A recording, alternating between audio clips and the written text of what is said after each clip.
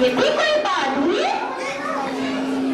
दोनों ही तुम्हारे फर्मा बरदार हैं, पर तुम्हारी बहुत सी बातें नहीं मानते।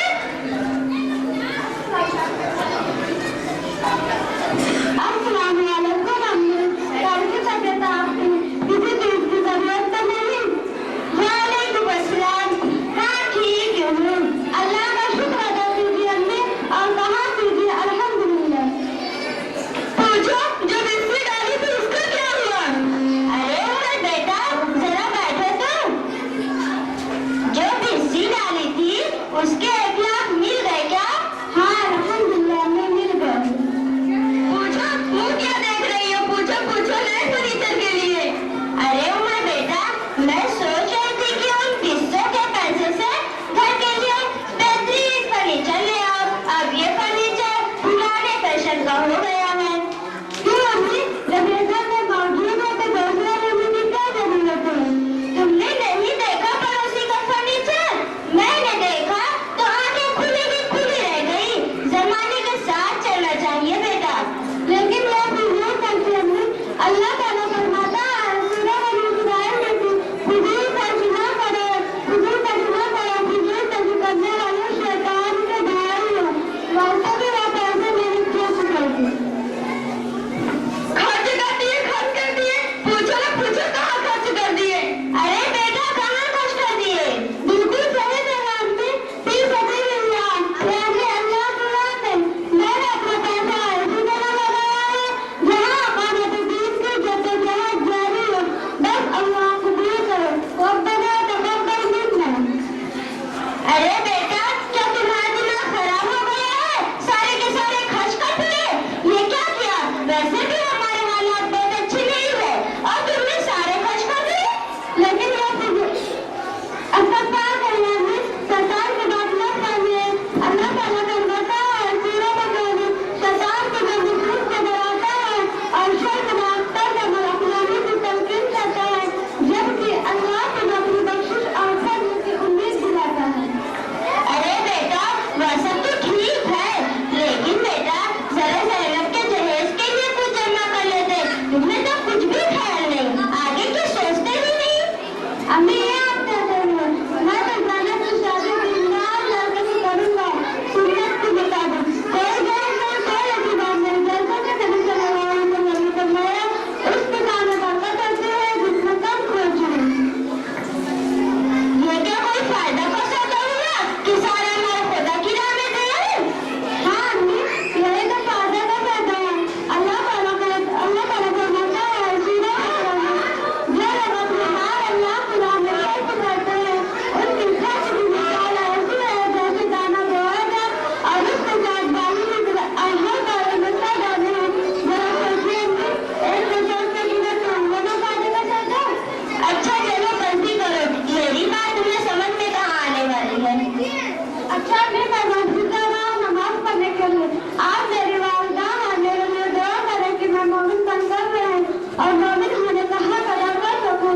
अल्लाह ताला फरमाता है सूरह हुजरात में कि मेरी दुआ है जो अल्लाह और उसके रसूल पर ईमान लाए, न किसी बात से अपना जो बीमार अल्लाह की राह में जहाद से और शान सुनाना है। वालेकुम अस्सलाम बेटा।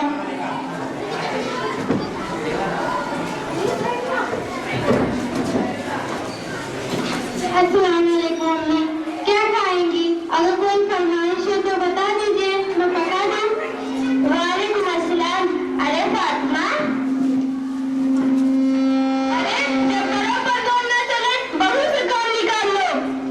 अरे फातिमा, मैं सोच रही थी कि जो पैसे मिले थे तुमने अपने जो हुमा को दिए थे पैसे, वो क्या हुए?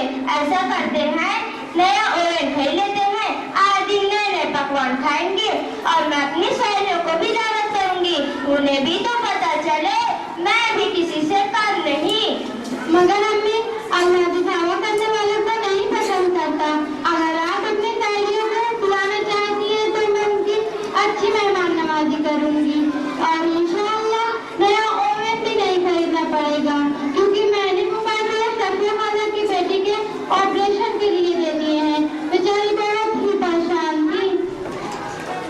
अरे फातिमा से अपने जेवरों के बारे में पूछो, औरतों को अपने जेवरों के बारे में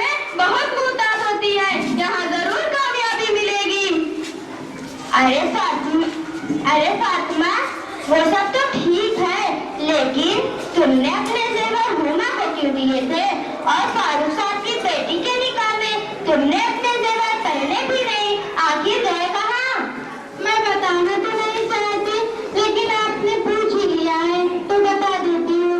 मैंने अपने जेवरात ऐसी तंजीम वालों को दे दिए हैं जहाँ के कारकुनान दिन रात कुरान हदीसों में लगे हुए हैं और मुख्तलिफ तरीकों से खिदमतें खर्च कर रहे हैं, और इसके लिए मुसलमानों के हमारे भी हमें जरूरत है। अरे तुम्हें छोड़ के इस घर में बाकी सब पागल हो गए हैं। औरतें इतनी मोहब्बत करती हैं अपने देवर से, और इनकी नजर में ये देवर जरा सा भी नहीं। अरे क्या तुम्हारा दिमाग खराब हो गया है? अकल के नाखून ये क्या हो गया? सारी आदतें जेवर से लगी हुई नजर आती है, और वो कितनी मोहब्बत करती है अपने जेवर से। तुम्हें अपने जेवर जरा भी अजीज नहीं लगे? अम्मी, मुझे सबसे ज्यादा अजीज मेरा रब अल्लाह है। आज अल्लाह का महबूब दिन ममनून हो गया है। शरेआम अल्लाह की नाफरमानियां हो रही हैं। फिक्र होनी चाहिए हमें कि हमारे दिन को हमारी बीमारियों की जरूरत है, और हम अपने जेवरात सीने से लगाए बैठे हैं, जबकि नबी सल्लल्लाहु अलैहि वसल्लम औरतों के सत्य करने की ताकीद फरमाते थे। तो साहबियात रज़ियल्लाहु अन्हा अपने जेवर ताल कर अल्लाह की राह में दे देती थी, और उन्हें कोई हवस नहीं रहती थी। क्या मैं हमारी तरह और जो नहीं रहती थी? क्या उनके अरमान नहीं होते थे?